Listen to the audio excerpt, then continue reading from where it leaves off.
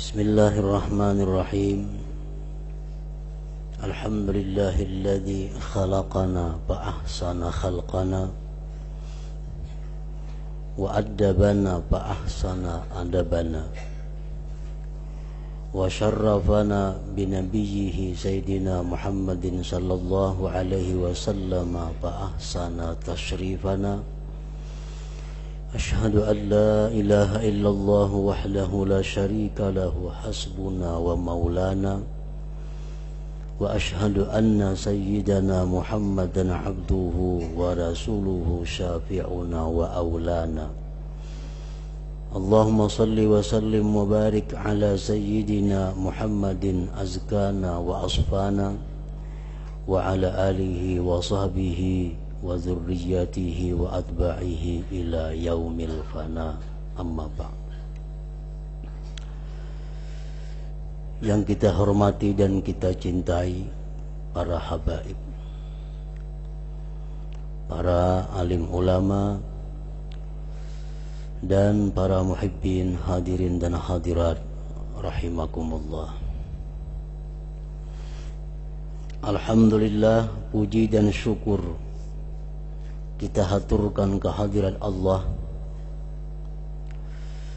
yang selalu memberikan kita anugerah, memberikan kita berbagai macam nikmat, berbagai macam kesenangan, yang memberikan kepada kita taufik dan hidayah, kekuatan dan pertolongan, sehingga kita pada malam ini dapat berkumpul bersama-sama di majelis yang penuh berkah ini. Salawat dan salam kita haturkan kepada junjungan kita Nabi besar Muhammad sallallahu alaihi wasallam dan kepada seluruh keluarga, para sahabat, zuriat dan pengikut beliau sampai hari akhir nanti. Para muhibbin rahimakumullah, Al-Haditsus Sabi' wal Ishrun, hadis yang ke-27 dari 40 hadis.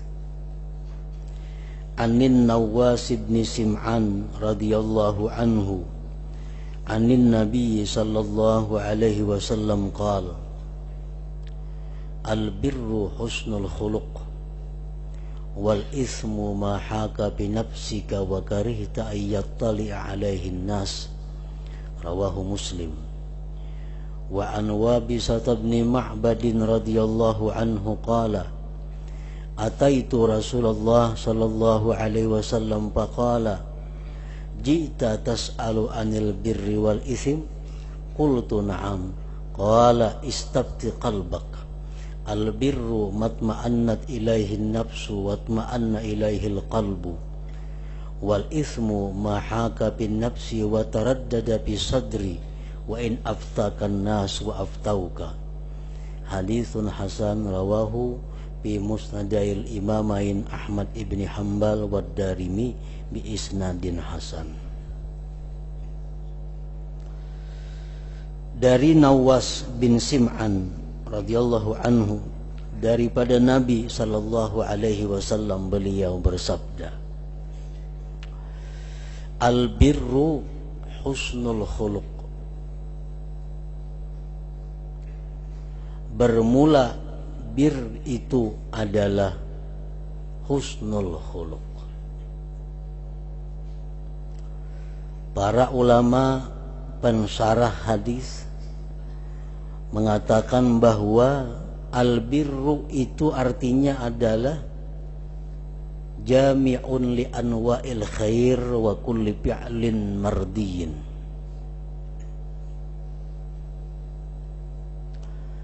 Dinamakan al-birru itu mencakupi bagi segala macam kebaikan dan tiap-tiap perilaku yang diridai.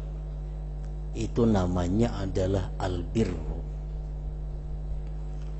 Rasulullah bersabda yang artinya bahwa al-birru, bahwasanya sesuatu yang mencakup seluruh kebaikan, dan perilaku yang diridai, husnul khuluq, at-takhalluq bil akhlaqil hasanatis syarifah, yaitu berakhlak dengan akhlak yang mulia, akhlak yang baik lagi mulia. Nah, para muhibbin rahimakumullah, kebaikan itu seluruhnya berada pada akhlak yang terpuji. Kebaikan itu apapun namanya terlingkup di dalam perilaku akhlak yang terpuji. Akhlak yang terpuji itu seringkali disebut dengan adab. Adab itu artinya adalah ma yuhmadu min qaulin wa fi'lin, sesuatu yang terpuji daripada perkataan dan perbuatan.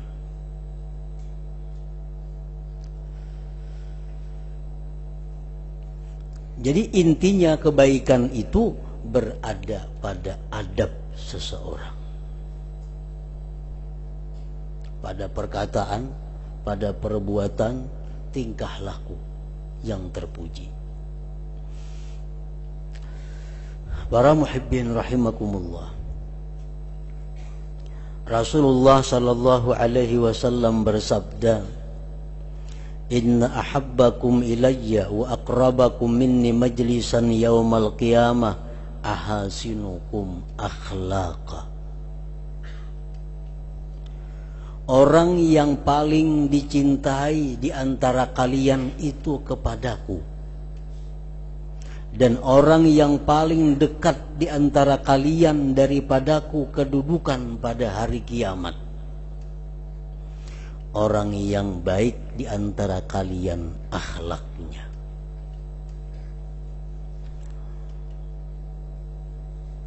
Makin baik akhlak seseorang, makin tinggi adab seseorang, maka dia makin dicintai Rasulullah, dan di akhirat makin dekat kedudukannya dengan Rasulullah sallallahu alaihi wasallam. Rasulullah sallallahu alaihi wasallam bersabda lagi, innal abda la yablughu bi husni khuluqihi azimat darajatil akhirah wa syarafal manazil wa innahu la dha'ifun bil ibadah. Seseorang hamba itu mencapai dengan sebab baik akhlaknya, dengan sebab adabnya, dia mencapai kedudukan, kebesaran derajat di akhirat dan kemuliaan tempat. Padahal orang itu, kata Rasulullah, lemah ibadahnya. Padahal orang itu sedikit ibadahnya. Tetapi karena adabnya bagus, maka nilai ibadah yang sedikit itu menjadi tinggi. Maka dia berhak untuk mendapatkan kedudukan yang tinggi, derajat yang besar di sisi Allah Subhanahu wa ta'ala.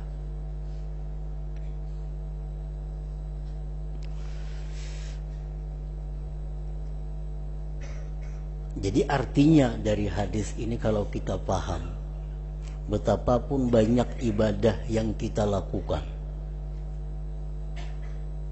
tetapi kalau kita jahat akhlak, buruk akhlak, maka dia akan mendapatkan tempat yang hina di sisi Allah Subhanahu wa ta'ala. Sembahyang banyak, tapi sembahyangnya kada beradab. Sembahyangnya kada beradab dengan Allah. Nah, sembahyang ini menjadi kecil nilainya. Sembahyang 2 rakaat tapi penuh dengan adab, maka sembahyang 2 rakaat itu sangat besar nilainya di sisi Allah Subhanahu wa ta'ala. Nah, makanya Rasul tadi mengatakan bahwa kebaikan itu seluruhnya dilingkupi oleh kebaikan akhlak seseorang. Kebaikan akhlak sama dengan artinya adab.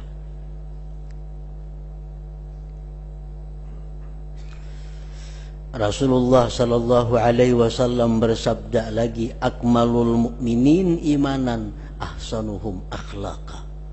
Paling sempurna orang beriman keimanannya, yang terbaik di antara mereka akhlaknya.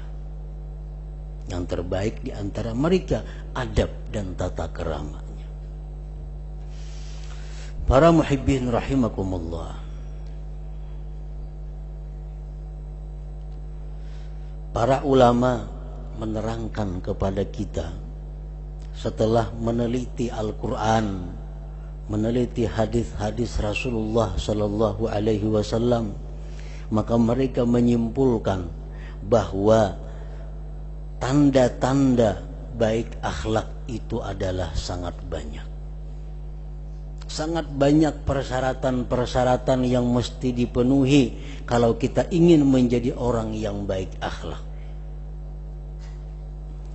Di antaranya mereka menyebutkan orang yang baik akhlak itu adalah la la'ana, tidak suka melaknat. Di mulutnya itu jarang, kada suka keluar kata-kata laknat, kata-kata yang menjauhkan dari rahmat Allah.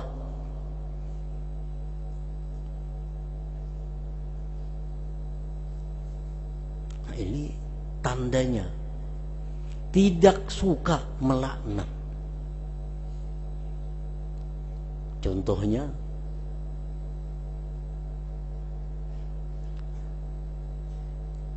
seperti mengeluarkan kalimat-kalimat yang menjauhkan dari rahmat Allah, kalimat-kalimat neraka. Neraka itu, nah ini suka melaknat. Jahannam itu orang, nah ini suka melaknat. Kalau seringkali keluar di mulutnya kata-kata seperti itu, orang ini tidak tergolong orang yang baik akhlak. Wala sabbaba, tidak suka menyumpah-nyumpah. Tidak sering keluar di mulutnya kata-kata sumpah. Yang dimaksudkan sumpah di sini seperti bungol, bangsat. Nah itu tandanya orang baik akhlak. Kalau sering keluar di mulut kita bungol, tambuk, binatang, bangsat, nah ini adalah termasuk orang yang tidak baik akhlaknya.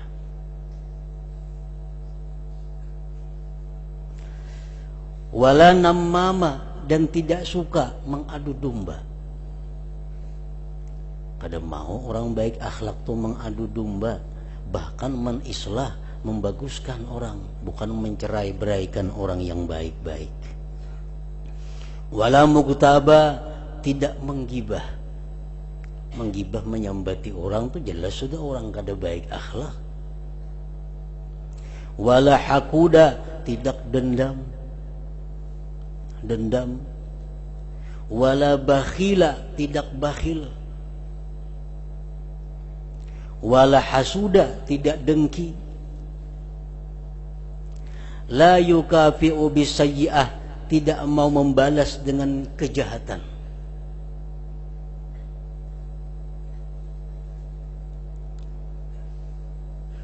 Misalnya orang berbuat baik kepada dirinya,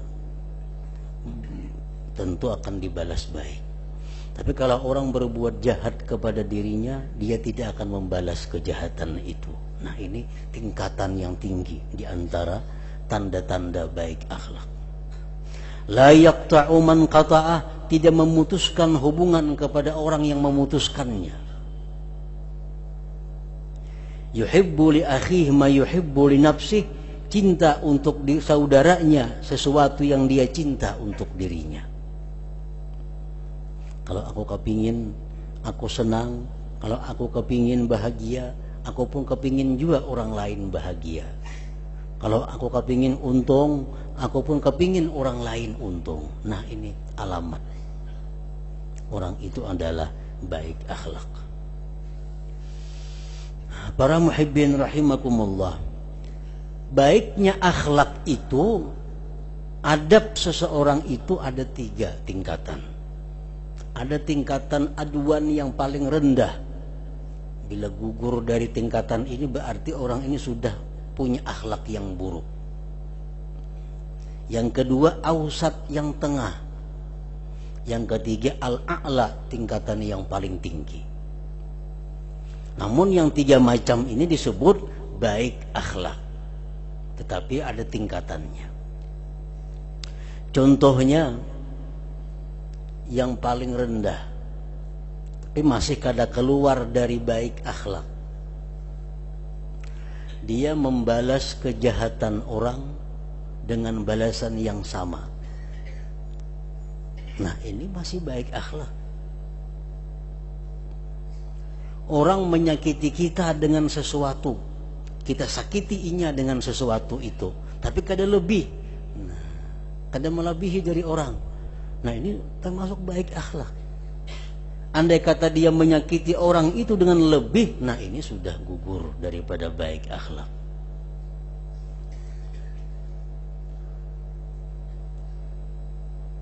Dahulu kita hendak berhutang lawan inya, kata dihutanginya. Kata dihutanginya, kita hendak berhutang lawan inya. Berapa tahun kemudian datang lawan kita hendak berhutang, kada kita hutangi juga. Nah, itu masih baik akhlak. Tapi kalau keluar di mulutnya kata-kata yang macam-macam, nah itu sudah gugur daripada baik akhlak. Datang nak berhutang lawan kita. Dulu kita nak berhutang kada dihutanginya. Datang lawan kita, kok kada menghutangi, yang pembahari kada menghutangi aku. Nah, macam-macam keluar di mulutnya kalimat-kalimat yang kada nyaman. Ini gugur daripada baik akhlak. Kalau sekedar kada menghutangi titik, itu masih dalam golongan baik akhlak, walaupun yang paling rendah tingkatannya. Yang kedua ausat. Nah, ini tengah. Tengah ini contohnya adalah seperti tahammulul adza, menyandang sesuatu yang sakit tanpa membalas. Disakiti orang, disandangnya aja, kada dibalasnya. Bagaimanapun orang menyakiti, baik dengan lisan, baik dengan tulisan, baik dengan macam-macam orang menyakiti inya diam, ada dibalasnya. Nah, ini tengah. Yang tertinggi adalah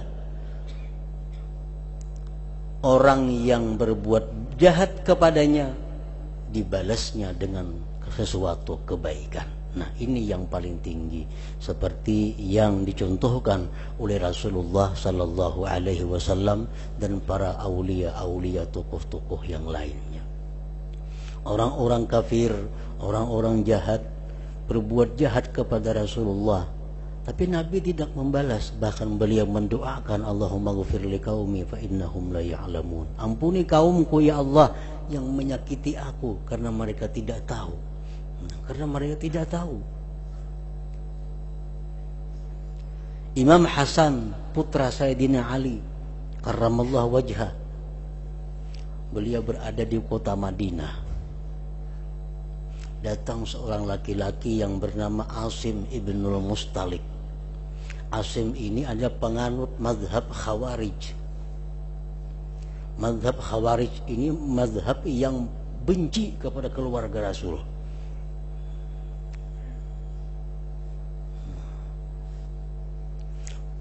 Ini Asim dari Syam, dari Syria, datang ke Madinah, masuk masjid melihat Sayyidina Hasan. Sedangkan Asim ini penganut mazhab yang benci kepada keluarga Rasul. Melihat Sayyidina Hasan di dalam masjid, mendatangi Asim bin Mustalik ini. Dia mencaci maki Sayyidina Hasan habis-habisan, sampai habis bahan. Terdiam. Habis cuma cacian keluar kepada Sayyidina Hasan. Dari Sayyidina Hasan, adakah lagi yang dikeluarkan? Untuk keluarkan aja. Nah, habis. Ujar Sayyidina Hasan apa? Aku mintakan ampun engkau kepada Allah subhanahu wa ta'ala. Kalau engkau perlu sesuatu kepada kami, kami siap membantu engkau. Kalau engkau minta petunjuk, kami siap memberikan petunjuk kepada engkau. Nah, ini contoh yang dipraktikkan oleh Imam Hasan ini merupakan tingkatan yang paling tinggi daripada baiknya akhlak seseorang. Para muhibbin rahimakumullah, Rasulullah sallallahu alaihi wasallam bersabda, "Hassinu akhlaqakum." Baikkanlah budi pekerti kamu. Baikkanlah akhlak kamu. Artinya baiki akhlak kamu itu. Ini sabda Nabi menunjukkan bahwa akhlak kita itu menerima diperbaiki. Akhlak bisa diperbaiki. Karena Nabi mengatakan hasinu akhlakakum, perbaikilah akhlak kalian. Nah, para ulama menjelaskan bagaimana cara memperbaiki akhlak ini supaya kita menjadi manusia muslim yang beradab. Pertama, kata mereka adalah ilmu. Mesti menuntut ilmu. Kalau kita kada punya ilmu, kita kada bisa memperbaiki akhlak. Pertama, ilmu. Karena adab akhlak yang baik ini adalah sesuatu yang dinamakan syariat, dalam golongan masuk syariat, bukan adat. Kadang-kadang ada perbedaan, menurut adat itu baik, tapi menurut agama kada baik, bisa terjadi.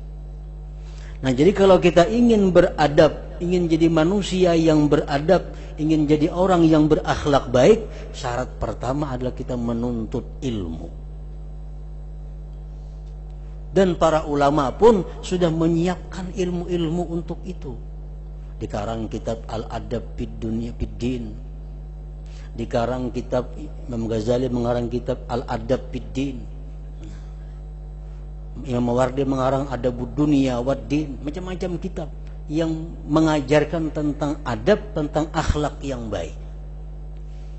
Bagaimana akhlak kita selaku manusia, adab kita selaku manusia dijelaskan di situ macam ini. Nah, ditambah lagi kita misal selaku seorang pedagang, ada lagi akhlaknya bagaimana selaku pedagang. Ditambah lagi seorang suami, nah bagaimana akhlaknya seorang suami. Ditambah lagi pulang seorang ayah, bagaimana akhlak seorang ayah yang baik. Nah, lengkap diajarkan. Jadi kalau kita ingin memperbaiki akhlak, memperbaiki adab, dan itu satu perintah dari Nabi, pertama kita menuntut ilmu. Yang kedua, ar-riyadhah, latihan. Latihan. Ilmu yang kita tuntut itu tentang perbaikan akhlak mesti dilatih. Bagaimana cara melatihnya? Contohnya, selama ini umpamanya orang ada menyakiti kita. Nah, kalau kita meluluskan fitrah diri kita, kita marah kepadanya. Itu nafsu kita. Pasti marah kepada orang yang menyakiti. Tapi karena kita punya ilmu, demikian, kita disuruh baik akhlak, kita latih. Nah, latihan pertama antara lain bagaimana? Dengan mendoakan kebaikan kepada orang-orang yang berbuat jahat kepada kita. Itu latihan. Si Anu tuh menyakiti kita, bahkan si Anu tuh membunguli kita. Nah, kita paksa diri kita untuk mendoakan, ya Allah berikan dia itu hidayah, berikan dia petunjuk, berikan dia kebahagiaan dunia akhirat. Nah, ini riyadhah. Kita biasakan diri kita untuk berbuat baik kepada orang yang jahat kepada kita, walaupun dengan doa. Walaupun dengan doa.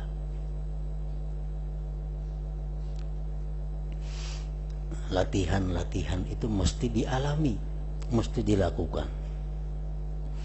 Yang ketiga, ad-du'a wal ibtihal ilallah. Berdoa kepada Tuhan supaya akhlak ini diperbaiki. Nabi pun selalu berdoa, Allahumma kama hassanta khalqi fahassin khuluqi. Nabi mencontohkan, mengajarkan. Beliau selalu mengata, Allahumma kama hassanta halki, ya Allah sebagaimana engkau baikkan kejadianku, fahassin khuluki, baikkanlah budi pekertiku. Nah, doa. Setiap baca ramin disuruh baca doa tuh.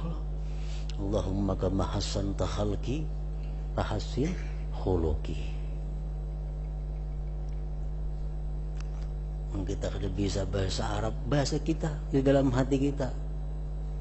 Ya Allah, baikkanlah akhlakku sehingga menjadi seseorang muslim yang berakhlak mulia.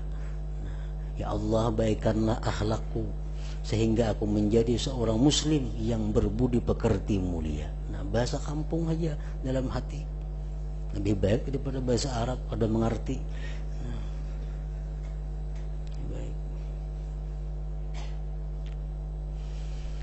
Yang keempat, untuk memperbaiki akhlak ini adalah mukhalatah bidawil akhlakil hasanah, bakawan bagaul lawan orang nang akhlak baik.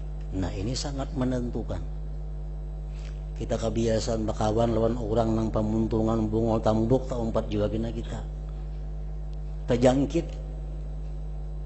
Kawani nang kata-kata orang-orang yang berakhlak bagus, berkata-kata mulia akan menular kepada kita.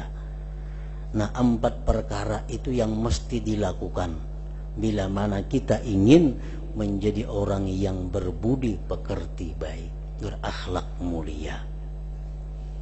Ya, tadi ingat Nabi kita, seseorang hamba yang dia sedikit ibadahnya kada banyak, cuma karena dia berakhlak baik, dia mendapat derajat yang besar, kedudukan yang mulia di sisi Allah Subhanahu wa ta'ala. Wal ismu ma haka fi nafsika wa karihta ayyattali alaihi nas. Lawannya kebaikan adalah dosa. Dosa itu, sabda Rasulullah, adalah sesuatu yang bulak-balik dalam diri engkau, yang ragu-ragu dalam diri engkau, dan engkau tidak suka bahwa melihat atasnya para ulama, para sulaha, orang-orang yang saleh.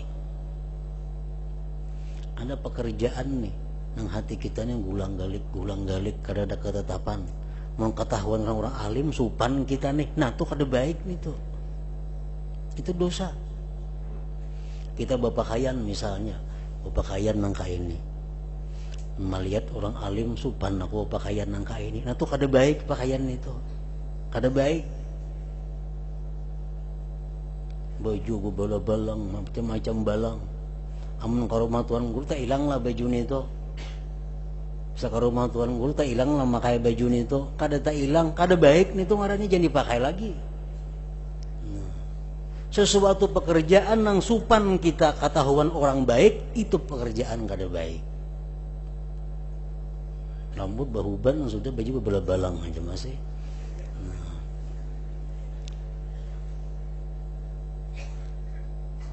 Balang nang kada bagus artinya. Nah, apa tingkah laku, perkataan, pakaian nang anggaran ketahuan orang alim kita nih supan, itu kada baik artinya.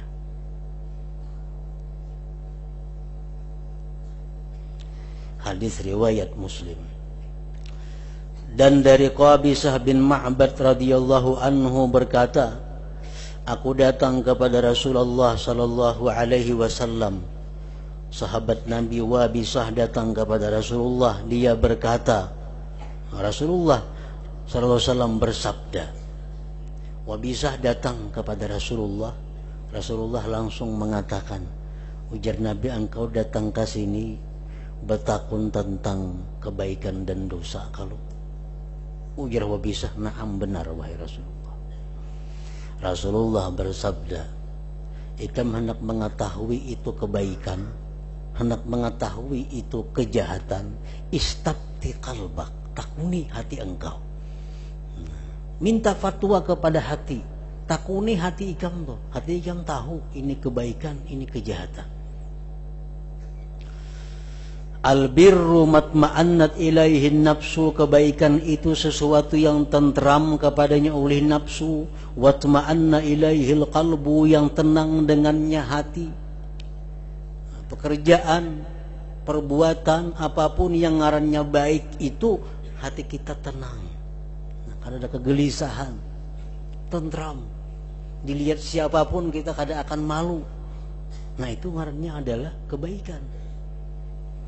Dan dosa itu, ujar Rasulullah, sesuatu yang bulak-balik di hati engkau, di dada engkau. Wa in aftakan nas wa aftauka, sekalipun manusia memberikan fatwa tidak seperti demikian. Misal orang dosa alamanan madahkan itu boleh aja, tapi hati kita nih hatap kada nyaman, nah tinggalkanlah sesuatu itu. Walaupun sekampungan orang madahkan baik, tapi hati kita madahkan itu kada baik, umpati hati kita.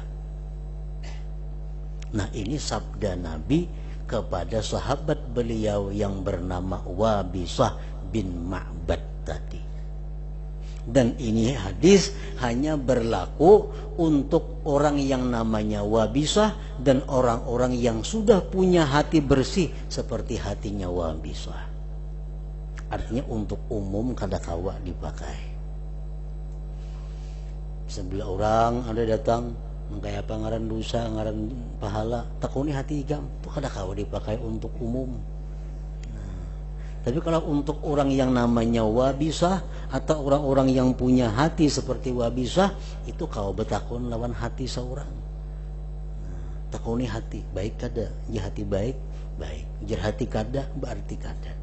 Nah, tapi syaratnya ini orangnya orang baik.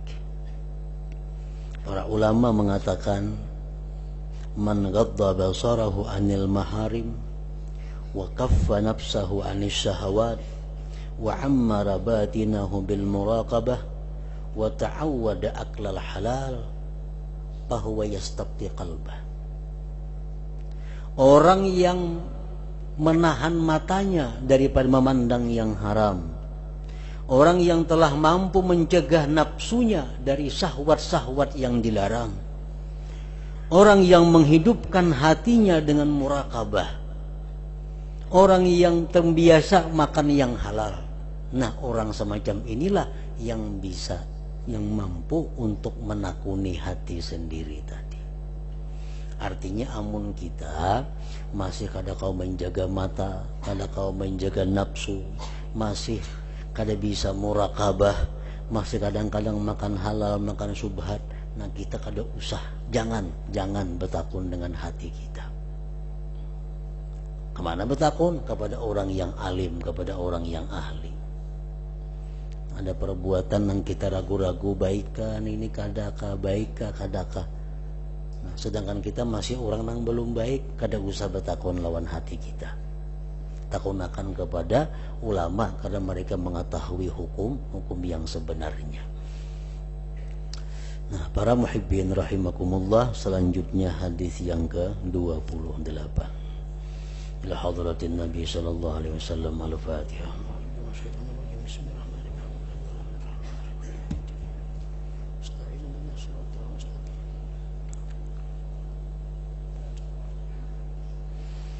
أشهد أن لا إله إلا الله وحده لا شريك له وأشهد أن سيدنا محمدا عبده ورسوله لا إله إلا الله نستغفر الله لا إله إلا الله نستغفر الله لا إله إلا الله نستغفر الله لا إله إلا الله ونتوب إلى الله لا إله إلا الله محمد رسول الله صلى الله عليه وسلم فيا أيها الراجون منه شفاعة صلوا عليه وسلموا تسليما اللهم صل وسلم